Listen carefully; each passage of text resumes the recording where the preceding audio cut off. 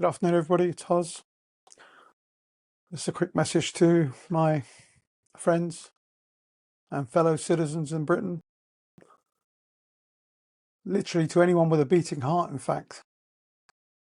And I'm speaking to you from what I consider to be the front line of consciousness. As a British citizen and a patriot of my country, I have zero hesitation putting my liberty on the line for supporting Palestine action. Because I know the state's game all too well. The state doesn't always come for you with tanks. Sometimes it comes dressed in law. Sometimes it wraps the noose in legalese, tidy, procedural, respectable on the surface. And that's exactly what we're living through right now.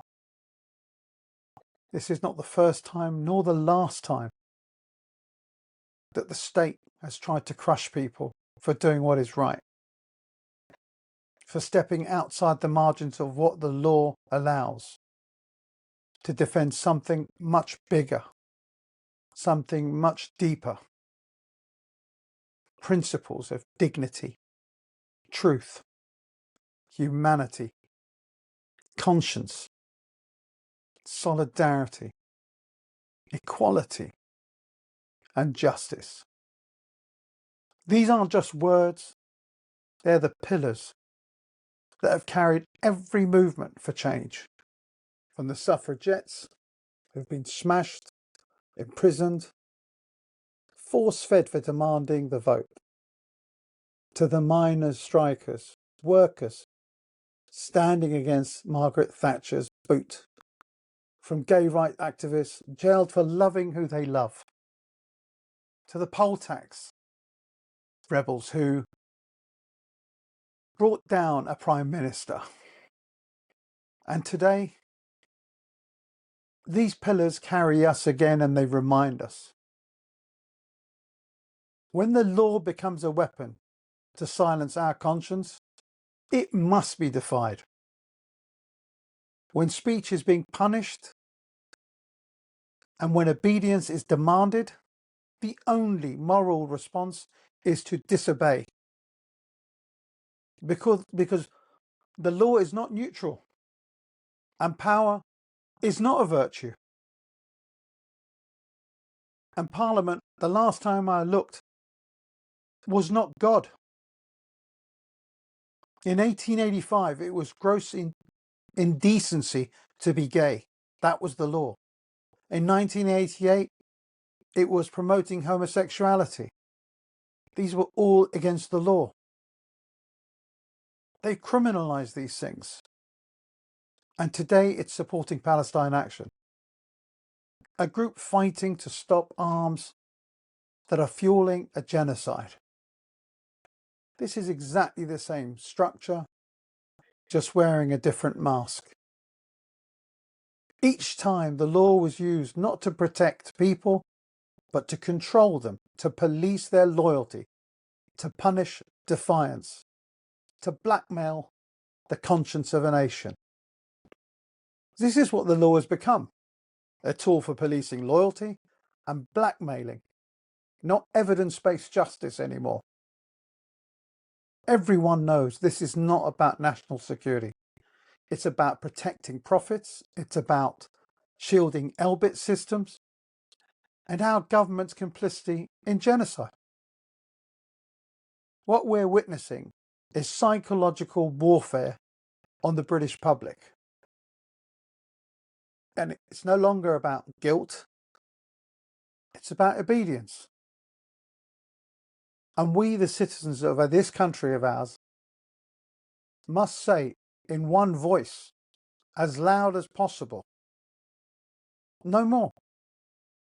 I stood before the police, declared support for Palestine action, not because I'm a member, not because I fund them, because my moral compass won't let me stay silent while children are being bombed in Gaza. And I'm not going to be, I refuse to be blackmailed into loyalty. I refuse to watch compassion be criminalised. I refuse to have the police submit me, force me into a submission. And I refuse to let my conscience be silenced. You can't criminalise that. I have a right to stand up for what I think is right here. And you will know right now, the state is whispering, careful, think before you speak. That could be criminal. But fear is how empires survive. And fear only works when the people stay silent and only a few of us stand up. So let me put this message to the state and to the so-called masters of the universe. We, the people of Britain, will not be cowed, and we will not let the machinery of genocide continue. And we're not going to allow you to hide behind the language of justice to defend a genocide. There is no moral duty to obey an immoral law. There is no peace in silence. Whilst innocents suffer in Gaza, there is not going to be any way that you're going to turn justice against those who are resisting it. We're not going to allow you to criminalize the resistance of people. Palestine Action are champions against the death of humanity here. And all you need to do is ask the families of the Filton 23 and how they've missed their children, their colleagues. They've been in prison for a full year on the 16th of August. No trial, no verdict. Locked up for spraying paint and having a conscience. I want you to understand something here. By the time their trial begins, which will be sometime in November, they'll have served the equivalent of a 32-month sentence because they'll have been in prison for 450 plus days. Everyone knows that's not justice. That's a warning to the rest of us. Because a law disobeyed by the people and struck down by juries, when the juries strike it down, it's not a law anymore. It's actually a collapse waiting to happen. And that's what I'm trying to spark. And every single person holding a placard up, we're trying to spark this. What we're trying to do now, me, you, all of us, is reminding the state authority is not eternal and you cannot criminalize conscience forever. We're not here to beg. We're here to demand a transformation. And if the price is prosecution, then so be it. Because the future we're building, one rooted in truth, dignity and humanity, it's worth more than any law that tries to bury it. So to my fellow countrymen and women, I say this: stand, don't let fear win, defy the silence for Britain, for Gaza, and for justice, for everything that you know is absolutely right about what we're doing right now.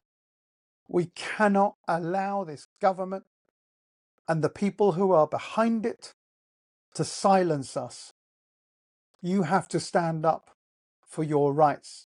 Today it's Palestine Action, tomorrow it's going to be someone else, and then someone else. We need to stop them now. I ask you to join and do what you think is right. Let your conscience be the measure of what the future of our country is. Thank you very much.